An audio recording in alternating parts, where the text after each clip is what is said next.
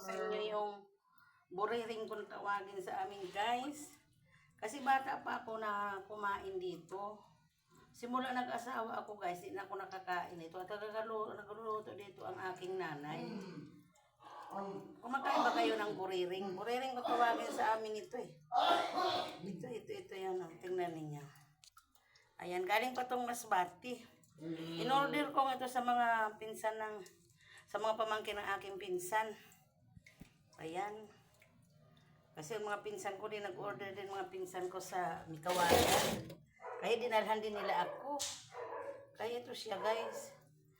Ayan, kasi bata pa ako nang nakakain ako dito.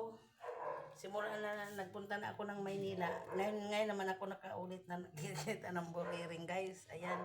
Pero masarap siya pag niluluto ito. Masarap pag paksiw na patuyo. May kasama pa siyang libas, oh.